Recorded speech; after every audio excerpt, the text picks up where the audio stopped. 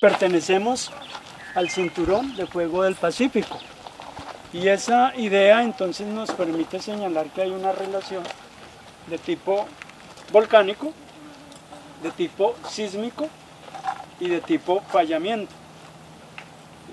Entonces, esa consideración hace que nosotros seamos un territorio, concretamente el nuestro, ¿sí? Por esa pertenencia aquí universal, holística. Entonces nosotros como territorio, no solamente colombiano, nosotros estamos en esta parte, nosotros en esta parte es lo que se llama el Parque Nacional de los Nevados. Todos estos nevados son volcanes, porque pertenecen a un sistema general del cual nosotros estamos hablando a nivel holístico, a nivel universal, a nivel planetario. Entonces, esta zona no es solamente funcional en términos de ese trabajo volcánico para el Tolima, es fundamentalmente todo el eje cafetero, sin nombrar, no estamos nombrando lo que hablábamos desde el semestre anterior, toda esta zona donde hay 42 volcanes activos, toda esta zona en límites con Ecuador, ¿no es cierto? Y lógicamente hablando desde el sur, desde la Patagonia hasta el norte. Entonces, como estamos específicamente en este sector perteneciente a una zona volcánica, entonces es por eso que nosotros estamos acá. Esta era el antiguo Armero. Aquí donde nosotros estamos situados era zona urbana, ¿sí? Zona urbana. Entonces, ¿cuál fue el problema fundamental? Pues el problema fundamental es lo que estamos reseñando, y es que pertenecemos a todo este sistema, mire, que se llama Parque Nacional de los Nevados, en donde están Santa Isabel, Quindío, Cisne, Tolima y Ruiz, que es el más complicado de todos. Todos son volcanes nevados, pero el que más complique ha tenido es, o nos ha dado, pues en los últimos tiempos y en esa generalidad, pues es el Ruiz, ¿no es cierto? El Ruiz. Entonces, vamos a hablar de nuestra ladera oriental. Estamos nosotros en la base de la ladera oriental de la cordillera central, Recuerden, toda la cordillera central, desde su nacimiento en el Gran Macizo colombiano, hasta morir aquí en los límites entre Antioquia, Bolívar y demás, ¿no es cierto? Es de formación volcánica, ¿cierto? Entonces, acordémonos de otros conceptos. ¿Por qué Andes? Porque tiene una formación rocosa madre que se llama andesita, Entonces, pues resulta que como casi todos los aspectos de orden físico en nuestro país, nosotros estamos en la boca de un león. Es como cuando estamos, como si nos pusieran a cuidar a un león, verbi gracia, guardadas las proporciones, ¿cierto? Ese león, mientras esté bien comidito y esté bien cuidadito, usted le puede alar los bigotes y no pasa nada, ¿cierto? No pasa nada. ¿Qué quiere decir eso? Que nosotros estamos siempre en la desembocadura de unos grandes leones, que muchos de ellos están dormidos y que le podemos alar las orejitas, los bigotes, como es el caso del volcán nevado del Tolima. ¿Sí? Dicen algunos que tiene un oído, que es el Machín. Al Machín, en Ibagué, mire, este es el municipio de Ibagué, al Machín en Ibagué, que queda por aquí así, no le prestamos ninguna atención. Estamos plenamente seguros que si en Ibagué vamos y en cualquier parte de Ibagué que hay un mapa de riesgos y vamos y le decimos a la gente, mire, tenemos a 27 kilómetros el volcán Machín, pues pues sucede lo que una profesora me dijo cuando yo estaba pegando la lecturita que salió en El Espectador. Lo que voy a decir ya lo dije y no lo voy a repetir porque me están ponchando. ¿No es cierto? Profe, no hable. Y entonces resulta que no, estamos en una situación que es verídica, que es real. ¿Cuándo? Eso sí no lo sabemos, ¿no es cierto?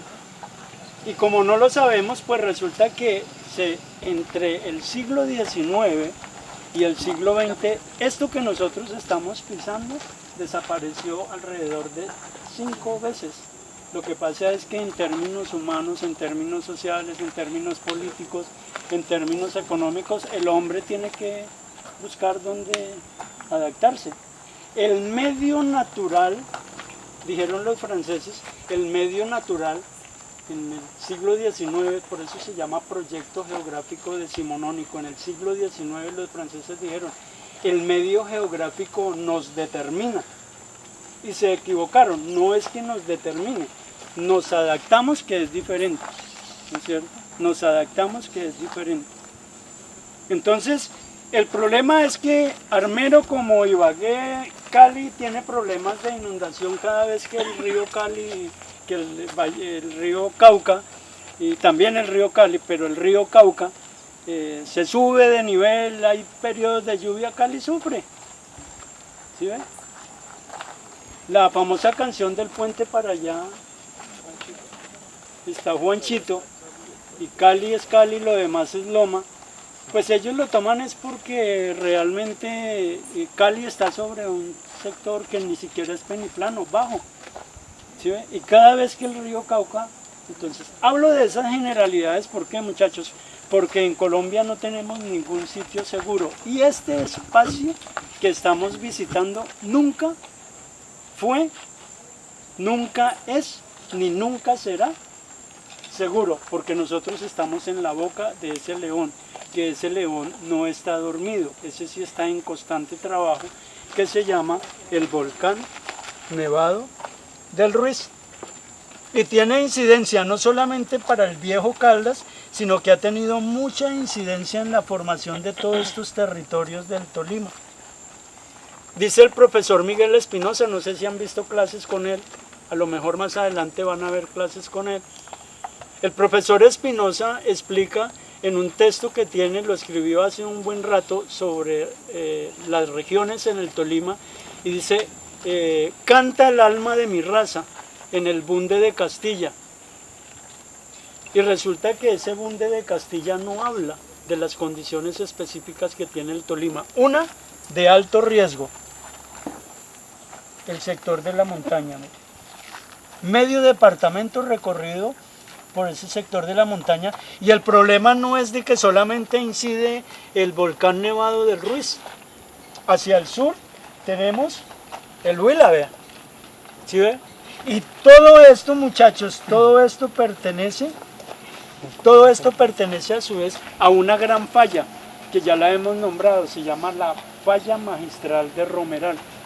Entonces, estos son sitios de alta montaña, pero tenemos por el otro lado un sector de valle, que como lo vamos a ver ahorita después del almuerzo, se lo voy a mostrar allá y se lo vamos a demostrar, porque esta mañana hablábamos de eso.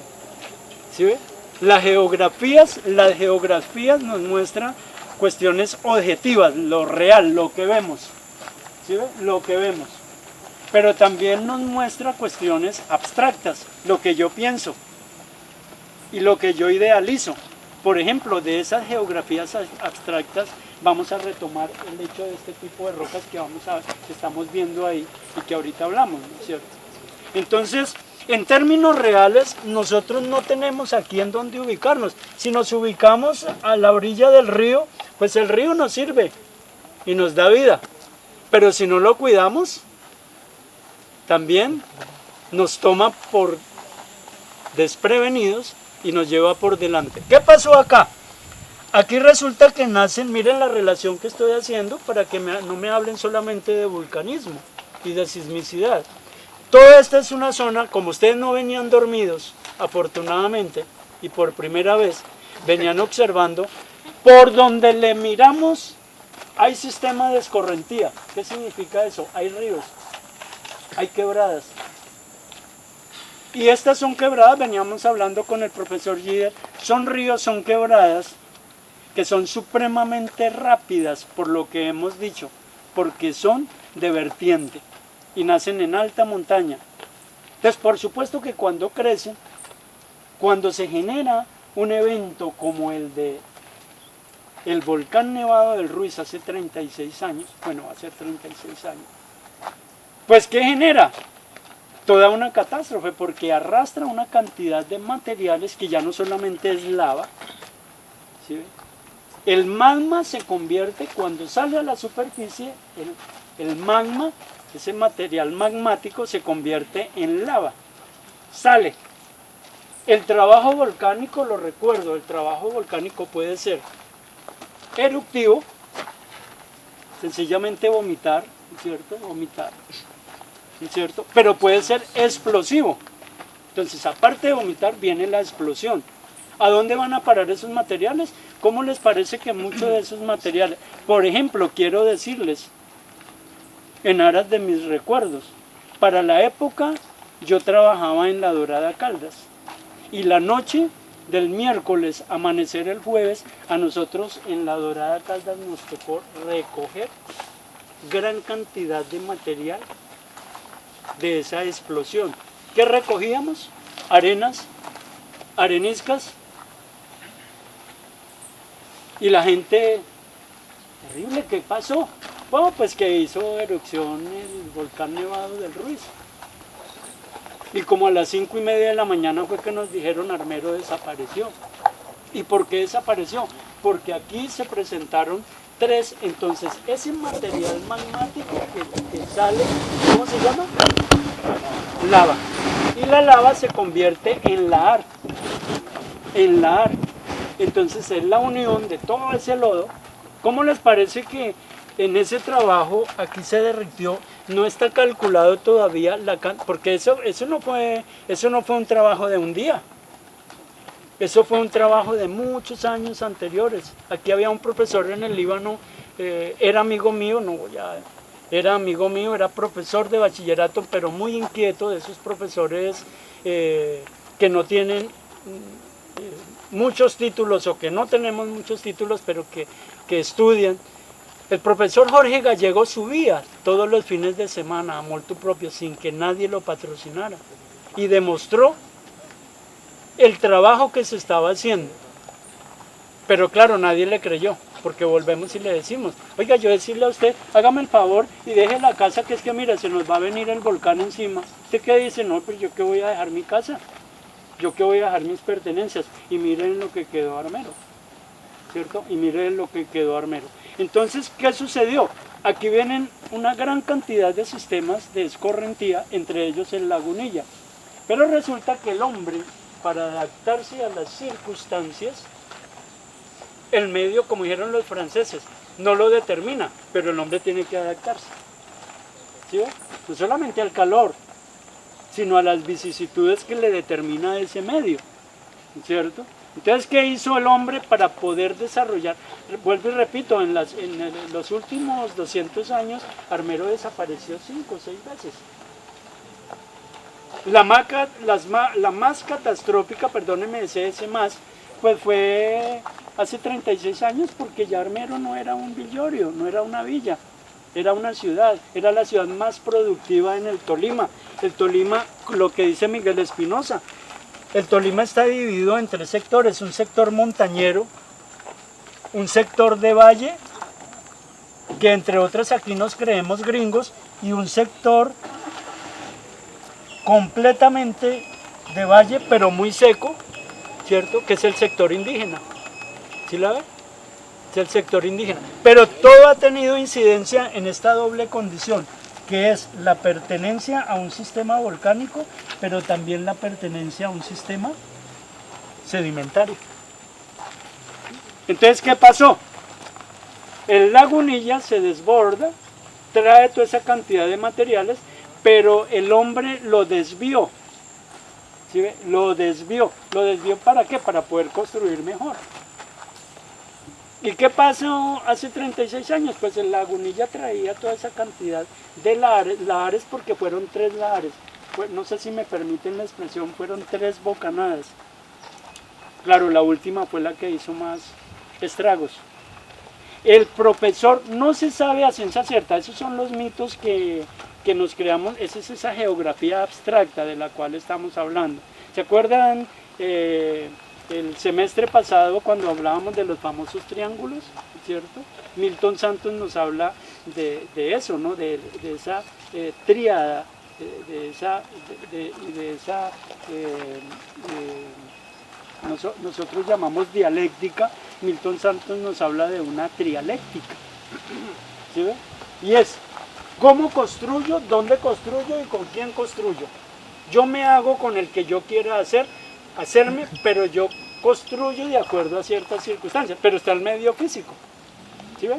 Y el medio físico me dice, no tiene lengua, pero parece que si tuviera oídos, parece que si tuviera ciertos sentidos. No habla, pero el medio físico me está diciendo, oiga, hágalo, pero hágalo bien. Porque si usted no lo hace bien, yo después se la cobro. ¿Sí? Y entonces, ¿qué pasó? Viene todo ese proceso que hace el volcán Nevado del Ruiz, ¿no es cierto? Producto, repito, no era nada nuevo, pero en ese momento, producto de todo ese trabajo volcánico, lógicamente, ¿y qué recoge? Pues toda una cantidad de materiales que baja a una gran velocidad, ¿no es cierto?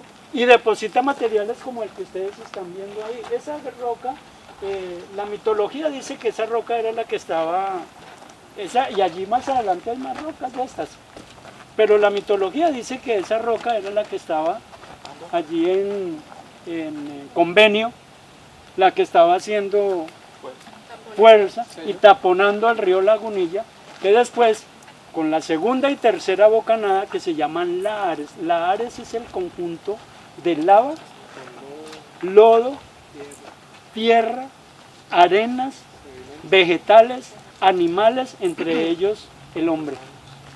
Entre ellos el hombre. Aquí es incalculable, hablándolo en términos humanistas, o humanos, perdón, aquí es incalculable. Dijeron que habían muerto 23.000 personas. Ese es un dato, porque aquí era una población itinerante. ¿Sí?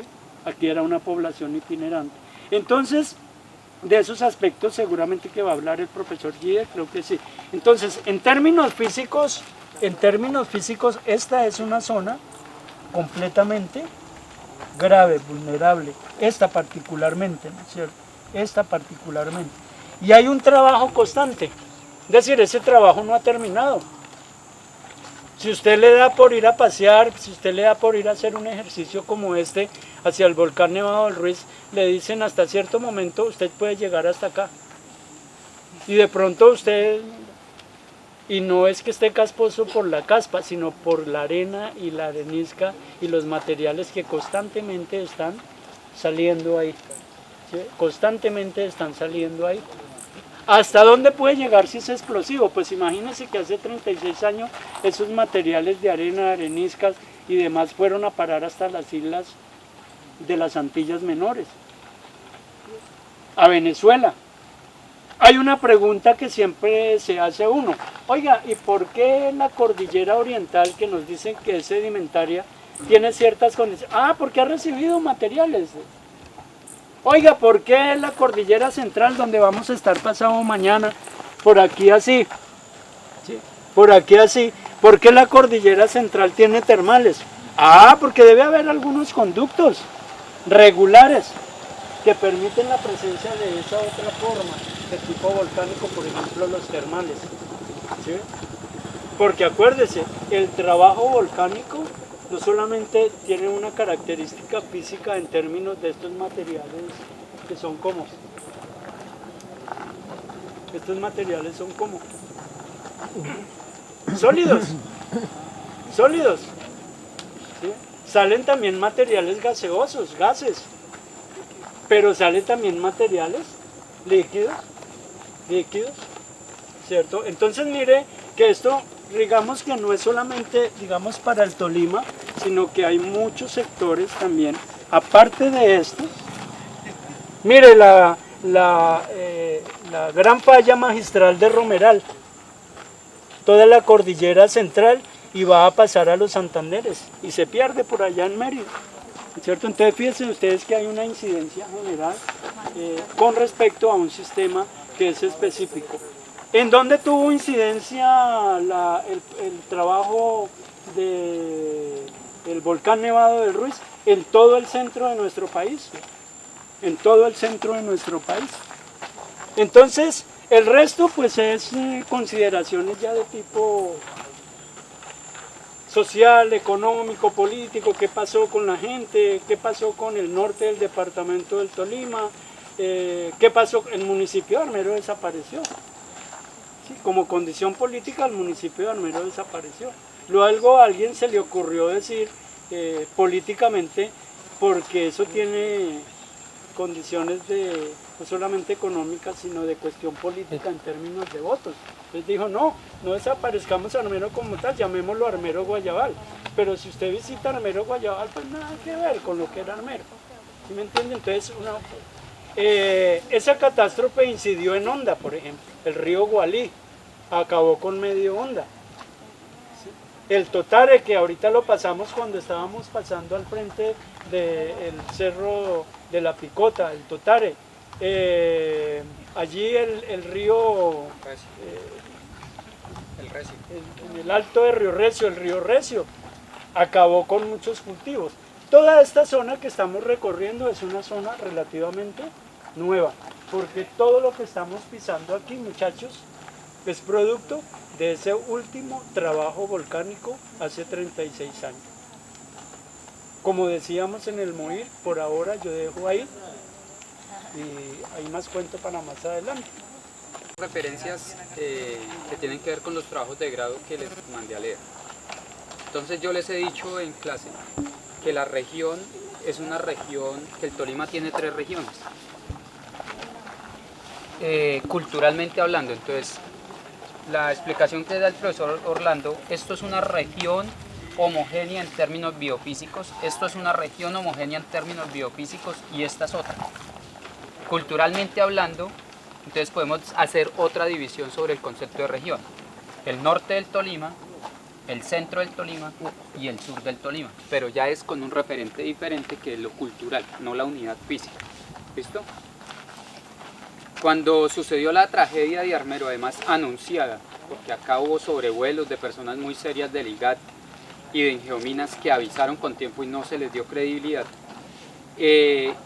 toda la región del norte del Tolima, toda la región del norte del Tolima sufre una transformación en sus dinámicas de vida, porque resulta que el sitio, en ese momento el único sitio que tenía notaría era el municipio de Armero. Armero era el centro económico de la región del norte del Tolima, está acá. Entonces, al desaparecer, van a surgir 2 unidades económicas y de desarrollo político-administrativo con mucha fuerza. Uno es Mariquita, que empieza su proyección, y el otro es Espinal, ¿sí? Y aún siguen siendo las 2 ciudades importantes. Frente al tema de si Armero se puede saber cuántos habitantes fallecieron en la tragedia, entonces en las planchas, casualmente el IGAT tiene la plancha 1.5000 y la 1.25000 de 1984, de meses antes de la tragedia. Entonces uno sí puede hacer un balance de cuánta gente falleció contando las manzanas, ¿sí? Haciendo una aproximación general con datos demográficos de cuántos habitantes puede haber en una casa o en una manzana de un pueblo cotidiano de nuestra vida rural tolimense. Y yo me he tomado el trabajo y creo que no sumaban más de 3.500 personas en el casco urbano habitado. Sin embargo, hay que tener en cuenta, manzana, en total, era realmente muy pequeño. Yo tengo la plancha y bueno, entre otras cosas la plancha me la entregan en Bogotá porque se la presté a la estudiante que está haciendo este trabajo.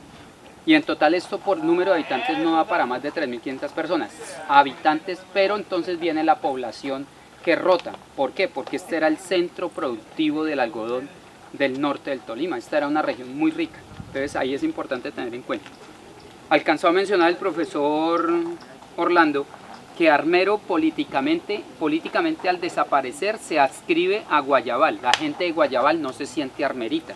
Entonces ahí es importante tener en cuenta la noción de territorialidad.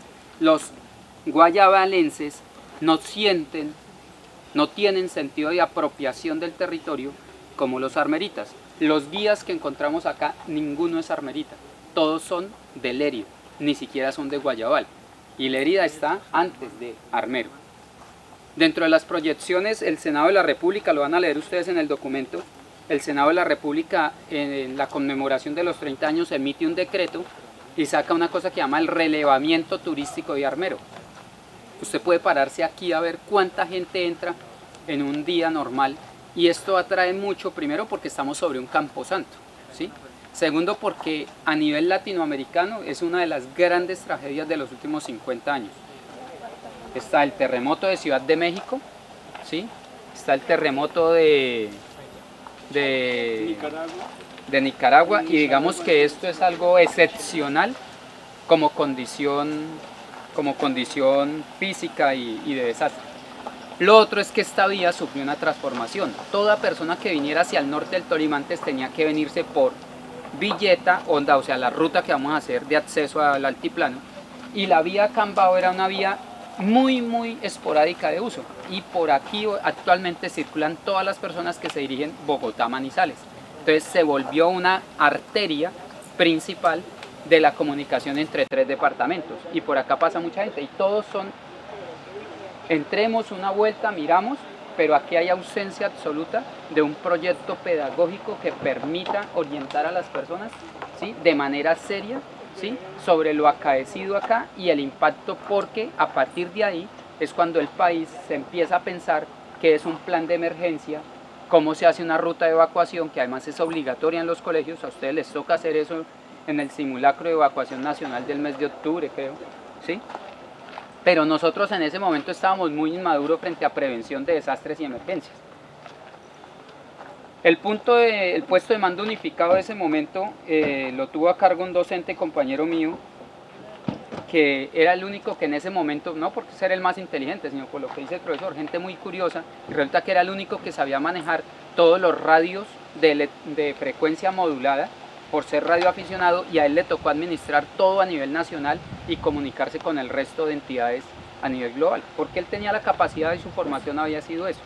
Entonces, cuando él llega acá, ponen el puesto de mando unificado. Ahorita saliendo vamos a observar las ruinas del hospital, más allá pusieron el mando, y el desastre crea una magnitud importante, digamos, en la afectación económica. Me preguntaba alguien que si acá se puede hacer cultivos, que si acá puede haber ganadería. Por ser camposanto no, pero digamos que lo que vamos a encontrar de manera general es que 5 o 10 o tal vez 500 metros más allá ya hay cultivos, ya hay ganadería y no pueden tener escritura sobre los predios. Realmente, ¿quién va a reclamar este predio? Nadie. Acá no hay un municipio que diga los predios son míos. Como anécdota, mis 2 hermanos son registrados acá, aquí en Armero. Cuando tuvieron su mayoría de edad, no había un registro general de fichas de dactiloscopia o de registro nacional para poderles emitir la cédula. A ellos que les tocó volverse a registrar y hacer un proceso de un extrajuicio declarando en la registraduría de Bogotá. A partir de esta tragedia, a usted siempre que le toman la ficha en una registraduría local, se manda una copia a la registraduría nacional. Eso no existía, por ejemplo. Entonces ellos tuvieron esa situación pues bastante, y uno no la visualizaba. Pues uno nos desapareció Armero y pasó una tragedia, y cuando cumplieron su mayoría de edad nos dimos cuenta que eso tenía una afectación. Hay una fundación que llama Armando Armero, porque aquí son más de 350 los niños que en las imágenes salen rescatados y nunca aparecieron. Ha logrado hacer el contacto entre muchos familiares que huyeron totalmente del Tolima, se desvertebraron las familias, y ha logrado tratar de hacer procesos, y es importante lo que ha logrado conectar. Sin embargo, hay tareas pendientes. Bueno, lo otro, a nivel territorial, ¿sí? Estamos hablando de que al desaparecer el municipio de Armero, no hay quien le dé sentido de identidad y apropiación.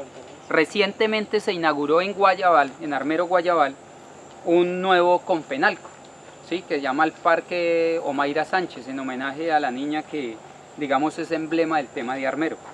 Pero carece totalmente de sentido de reivindicación de la memoria, ¿sí? Solamente es un balneario, o sea, como para que la gente que venga a Armero tengan donde hospedarse, donde un pasadía o de pronto quedarse 1 o 2 días. ¿Qué se proyecta aquí?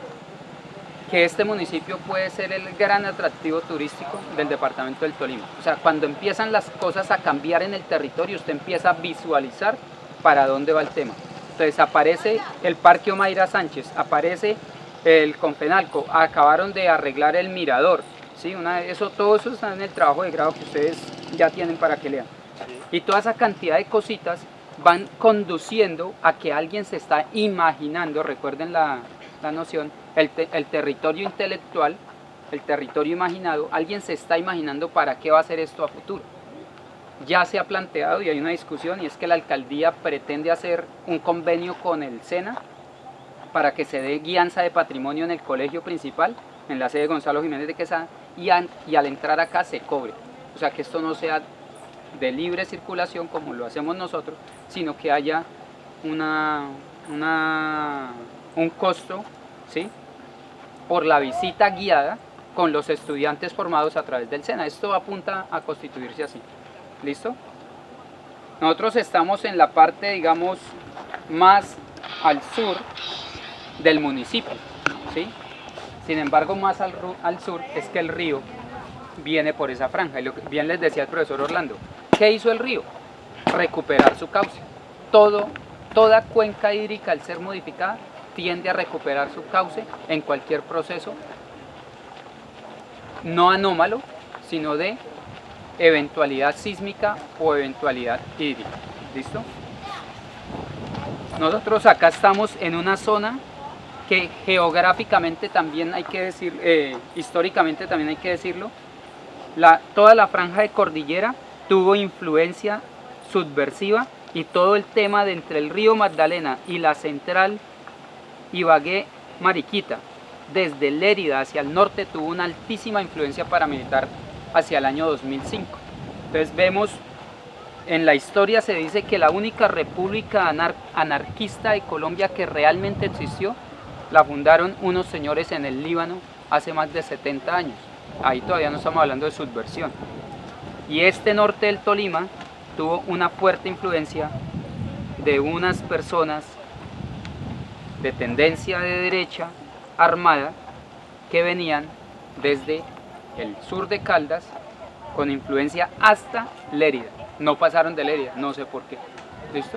Entonces digamos que ahí uno ve unas tensiones que no solo son culturales, sino unas tensiones ideológicas que se dan en el espacio. ¿Listo? Preguntas. Los invito a que lean los dos trabajos. Uno es de una estudiante de la Universidad del Tolima, ya graduada, Mónica Lozano. Y el otro es una... sobre esto que Daniela. Daniela es estudiante de la Universidad Pedagógica y ella está haciendo el levantamiento. Dentro de su trabajo, ella lo titula el relevamiento turístico de Armero, y resulta que la alcaldía lo tiene que hacer. Yo ya le dije, vaya, hable con el alcalde porque usted ya hizo lo que la alcaldía le toca pagar para hacerlo. Preséntelo como un proyecto en una ficha de inversión local para que a usted le cofinancien eso que ya encontró, porque a la alcaldía le toca hacer eso como orden del Congreso de la República en el proyecto que yo les digo de la conmemoración de los 30 años. Lo están tratando como de recuperar. Entonces vemos algunos muritos, está detrás de ese árbol, unos muros donde a usted lo ubican espacialmente en qué parte de Armero está. Vamos a ver que allá llegando a la iglesia están en las rocas con el nombre de qué funcionaba ahí en ese momento. Y esto no era un pueblo, porque en ese momento tenía 4 bancos. A ver, 1984, ¿cuál era la oferta financiera en el país? 1985, ¿cuántos eran los bancos del país? No estamos como en la liberación financiera de hoy. Entonces piénsese la trascendencia del municipio, primero para que tuviera un hospital Era el único municipio del departamento del Tolima que tenía serpentario y producía suero fídico. Hágame el favor, déjese picar y vaya a busque suero fídico en el Tolima. No existe, no lo hay, toca traerlo de Villavicencio. Y hace 30 y pico de años ya aquí se producía, ¿sí? Tenía un hospital de altísimo nivel que va a ser reemplazado actualmente por el Hospital del Líbano. El departamento del Tolima al norte, el hospital más desarrollado es el de segundo nivel del Líbano. Ni lo tiene Honda ni lo tiene Mariquita.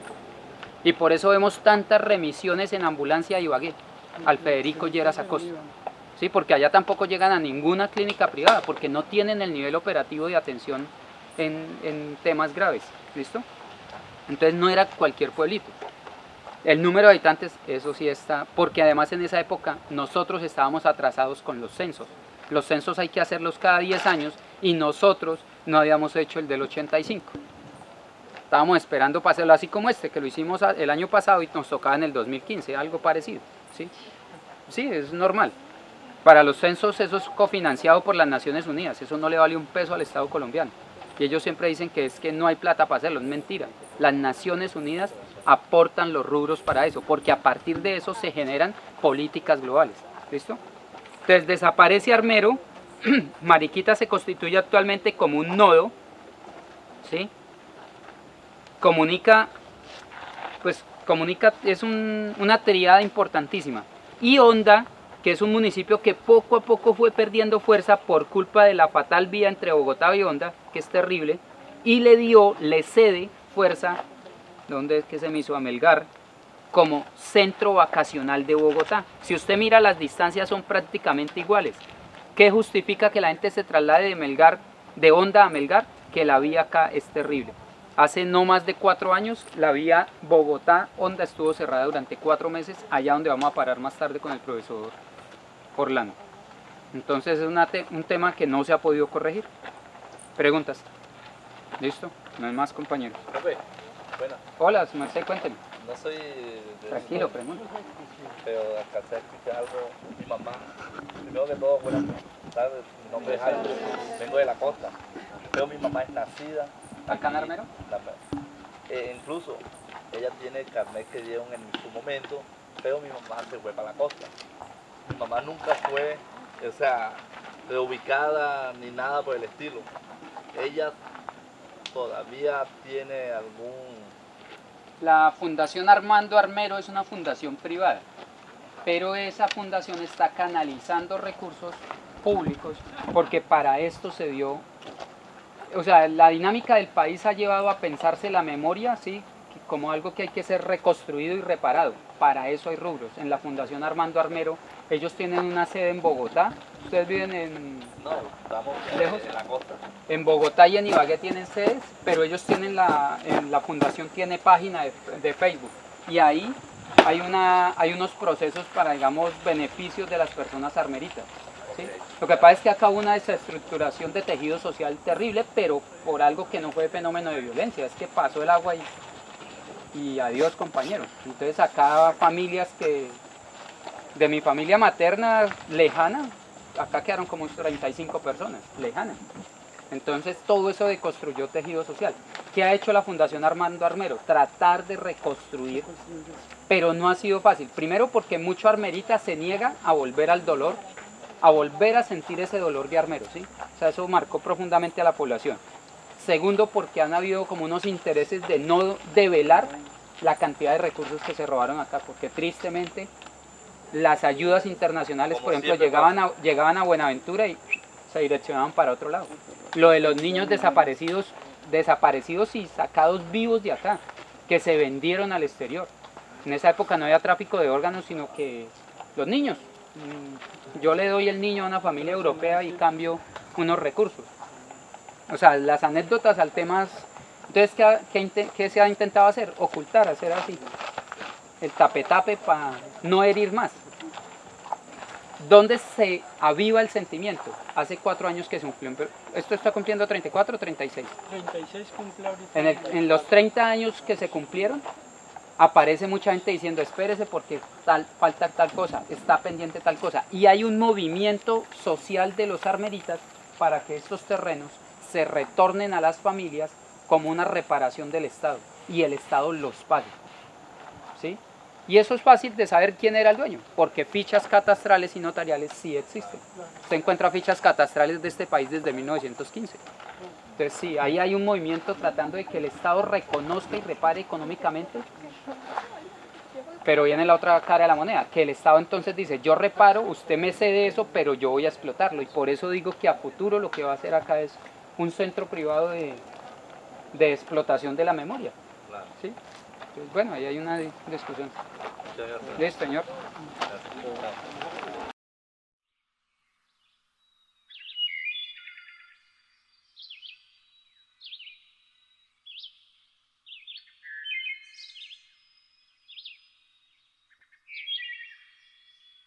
Y entonces nosotros vemos el valle en tal vez en su magnificencia, en su parte alta.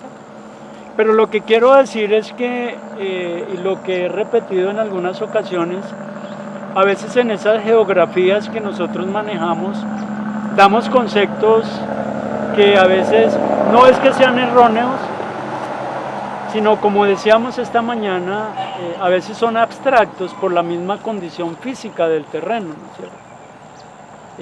A nivel planetario, los verdaderos valles, por ejemplo, los determina el río Rin, por ejemplo, en Europa, o el Volga, o por ejemplo en Asia el Yansequiano, el río Amarillo, o por ejemplo el Ganges en la India, o por ejemplo el Nilo, desde su parte media. Acuérdense que el Nilo nace en el lago Victoria, en el centro de África, y después de que llega al Sudán, hace el verdadero valle, ¿no es cierto? Y es amplio, ¿no es cierto? Además genera unas condiciones bien identificables, ¿no es cierto?, para el caso africano y el norte africano. Pero observen que aquí nosotros pues lo llamamos valle por aquella incidencia que tiene el río, ¿no es cierto?, desde su nacimiento, ¿no es cierto?, desde su nacimiento. Pero realmente el término valle lo vamos a encontrar es en la zona de Ciénagas, en la parte final, en Bolívar, ¿sí?, en Bolívar. De resto, el río no se le puede, es decir, el río no tiene una connotación de formación de valle en ese término de apertura, de amplitud, de unas condiciones geográficas que determinen un verdadero valle. Porque ustedes lo están observando, al fondo lo que vemos son una serie de columnas, coluvio-aluviales se llama. Quiero recordarles ese concepto, coluvio-aluviales, ¿cierto? Porque hay una incidencia aquí del sector montañoso, ¿sí?, hay una incidencia del sector montañoso, pero la mayor incidencia entonces es del transporte sedimentario determinado por escorrentía, que hace el río desde su parte alta, ¿no es cierto?, incluso hasta que llega a Bocas de Ceniza en Barranquilla. Entonces aquí el término valle no está tan bien definido, porque no es muy amplio, ¿sí?, no es muy amplio. Hay un sistema de colinas que están dependiendo de estos sistemas de ladera, en este caso de la cordillera oriental, que ya estamos ascendiendo, y esta mañana cuando veníamos, la ladera oriental de la cordillera central, para luego aterrizar acá, aterrizar en el mejor sentido de la palabra, para luego aterrizar aquí en el sector de valle, que entre otras, para el norte del Tolima, acuérdese que se llaman llanuras, llanos del Tolima, ¿no es cierto?, que no es más que esa formación de valle y que es el encuentro de esas formaciones de tipo volcánico, de tipo ladera, de tipo cordillera, con el encuentro de este transporte de material sedimentario, ¿no es cierto?, producto de la escorrentía. Entonces por eso se llaman coluvio-aluviales, coluvio-aluviales. Coluvio por la razón que tiene que ver con el transporte de materiales a nivel orográfico, y aluvial por el transporte de material determinado por el mismo río, por el mismo sistema de escorrentía. Entonces, digamos que aquí el valle más bien tiene una connotación en términos de eso que en geografía aprendemos, que es lo interandino, ¿sí ves? La connotación de interandino. O sea, Lo mismo pasa, entre otras, con el Valle del Cauca, ¿no es cierto? El Valle del Cauca, por ejemplo, en la región del Viejo Caldas, en Risaralda, en el departamento de Antioquia, por ejemplo, el valle como valle se pierde, porque el río va desencajonado, va encañonado, hasta luego desembocar en el río Grande de la Magdalena. Entonces, para nosotros, el río Magdalena realmente retoma esa concepción de valle cuando llega a su parte final, concretamente en el departamento de Bolívar, y cuando desemboca en el Atlántico, en Barranquilla, en Bocas de Ceniza. Entonces, por eso necesitaba que viéramos esto, porque ya habíamos anotado algunos aspectos por allá en su parte alta. Estamos entonces todavía en la parte alta. Esta parte va hasta Puerto Bogotá, un poquito más, un poquito menos, algunos dicen que hasta Barranca Bermeja, ¿no es cierto? Luego va hasta Magangué, que es la parte media del río, el sector medio, la cuenca media, y luego la parte final, es el Bajo Magdalena, que ya hasta llegar a Bocas de Ceniza y todo el sector de Bolívar. Bien, la otra parte entonces es para mirar la incidencia que tiene todo el sistema de fallas en nuestro país, y este es el ejemplo particular, ¿no es cierto? Aquí estamos a unos 2-3 kilómetros del Alto de la Mona. No me pregunten por qué se llama así, porque no sé, debe ser que ahí vivía una mona. Estamos a 2-3 kilómetros del Alto de la Mona para bajar a Guaduas. Como ustedes pudieron ver allí 2 kilómetros abajo, dice que es una zona de alto riesgo geológico. ¿Qué significa eso? Que hay fallas por doquier y que esas fallas determinan que hay un proceso erosivo. Ese proceso erosivo es físico, pero también determinado por diferentes condiciones de tipo, qué sé yo, infraestructura que ha desarrollado el hombre en los últimos tiempos, pero fundamentalmente es físico por las mismas condiciones geológicas del terreno. Acuérdese, mañana vamos a ser reiterativos en esa conceptualización. Acuérdese que la cordillera oriental es producto de un plegamiento, ¿sí? Producto de un plegamiento, pliegues, mire, aquí ya los observamos, pliegues, subidas, bajadas. Desde mañana vamos a estar transitando el altiplano cundiboyacense, y es en los mismos 2600, 2700, 2800, vamos a tener una misma connotación de pliegues, repliegues. ¿Qué significa eso?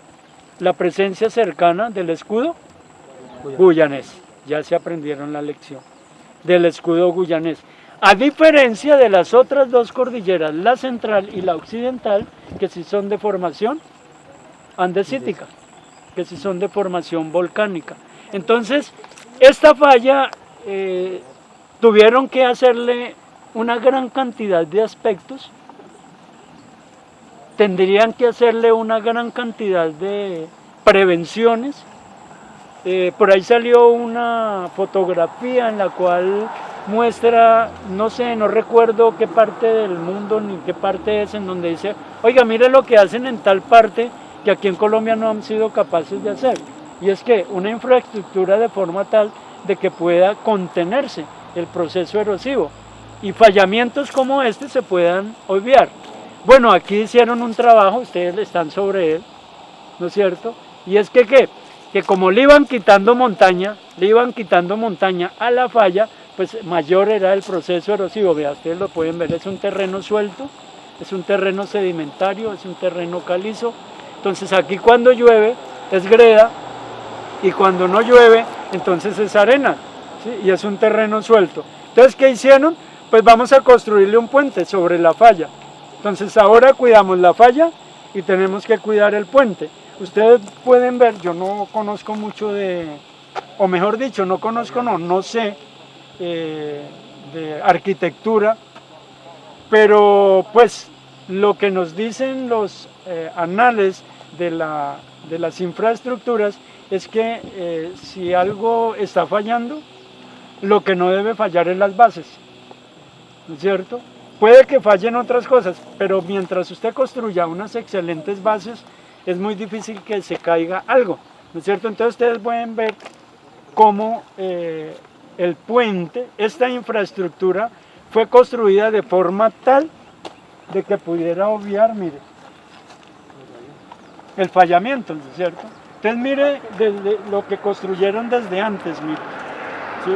Mire lo que construyeron desde antes, unos pilotes, ¿no es cierto? ¿Sí? Como barreras de contención, ¿cómo se llama? Correcto, estudió topografía, gaviones, unas barreras de contención para luego sí contener ¿qué? El problema de fallamiento, ¿no es cierto? Y luego sí construirle unas bases lo suficientemente sólidas ¿para qué? Para que el puente pueda resistir los avatares del transporte. Este es una vía, porque esa es otra, ¿no? Allá para salir a... Profesor Gider, ¿me ayuda? A Puerto Salgar, gracias. Pues construyeron una variante y han visto que aquí ya es poco transitado. Pero en su momento esto aquí era... Entonces, se dice que una mula de 16 llantas, ¿cuántos ejes? 8 ejes. Pues mueve, genera movimiento. Entonces, esta infraestructura fue construida de forma tal para poder determinar que esos avatares que tiene, no solamente la falla, sino la misma infraestructura, pudiera resistir, digamos, las diferentes circunstancias. Entonces ahora cuidamos la falla, pero también hay que cuidar el puente, ¿no es cierto? Entonces esos son los dos aspectos fundamentales para esta paradita. No sé si hay alguna pregunta, no sé si quieren decir algo.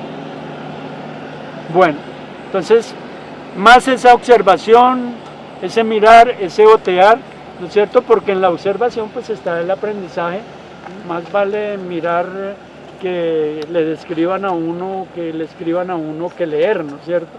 Entonces por eso estos aspectos que denotamos acá. ¿Preguntas? ¿Listo?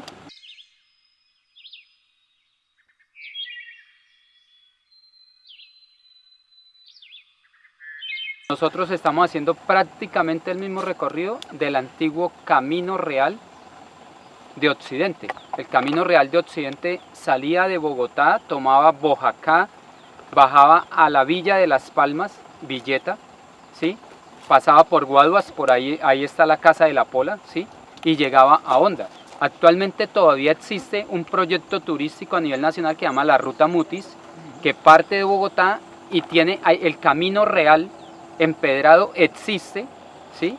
Prácticamente en todo el recorrido, y traen a la gente caminando prácticamente hasta Villeta, y entre Villeta y Guaduas lo trasladan para seguir posteriormente a Ambalema y a una parte del norte del Tolima. Cuando paramos ahí en San Felipe o pasamos por San Felipe, de pronto alguien nos escuchó comentar la ciudad perdida de Falan.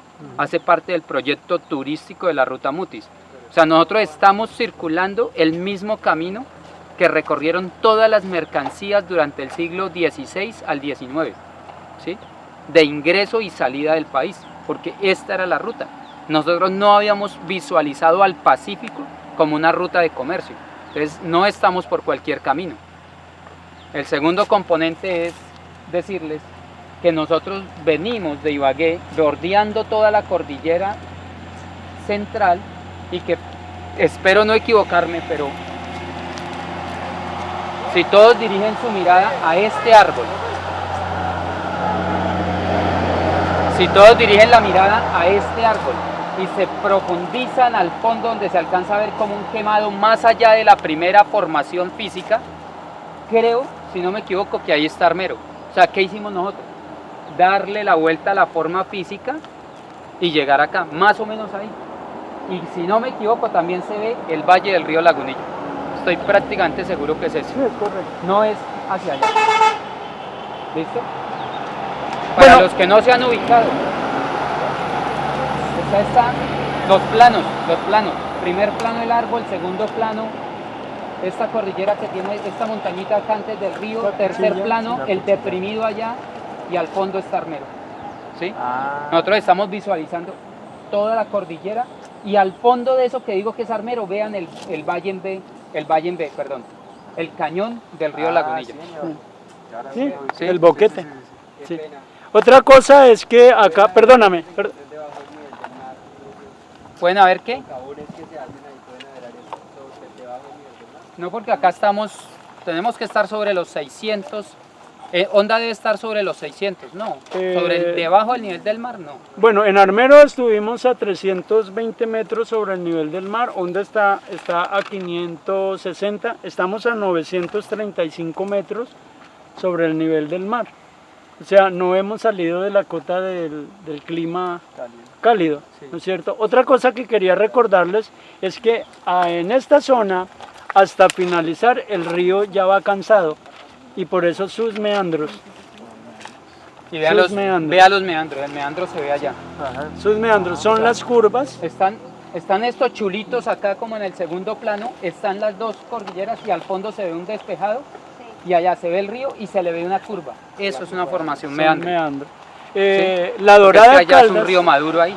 La Dorada Caldas en temporada de lluvias, dentro de los tantos municipios que hay a la orilla del río, pero la Dorada Caldas sufre demasiado, por ejemplo, en temporada de lluvias sufre demasiado porque el río sobrepasa ciertos niveles y porque la Dorada Caldas, la mayoría de su población está construido en un meandro, en una curva. Entonces a veces el río pasa de largo e inunda, ¿no es cierto? Quiero contarles como anécdota, cuando llovía en la Dorada Caldas, los profesores no trabajábamos, porque el río se llenaba, el río nos llenaba el colegio, que es un colegio grandísimo, en esa época Colegio Nacional Dorada Caldas, 4 manzanas y se llenaba. Entonces, por lo tanto no había clases y cuando llovía, entonces en esa época no había celular, pero nos llamábamos por teléfono, hermano, no vaya que hoy no hay clases porque el colegio está lleno de agua, y era porque el río realmente pasaba de largo, anegaba, porque, repito, la Dorada Caldas está construido en su gran mayoría sobre un meandro, una curva. Lo otro que digamos que es importante es ver que aunque no llueve, hay un altísimo nivel de humedad, y eso se explica por los vientos que vienen recorriendo el río todas las tardes. O sea, ese es el ciclo de la vida de un río. Lo que pasa es que nosotros pues como que no somos ribereños y se nos olvida, pero toda esa nubosidad que observamos no es porque vaya a llover ni porque estamos en temporada de invierno. Cuando llegamos, justo cuando llegamos, se veía mucho más vapor de agua. Ya empieza por la hora a asentarse y ya las fuerzas del aire van disminuyendo. Correcto. ¿Listo? ¿Listo?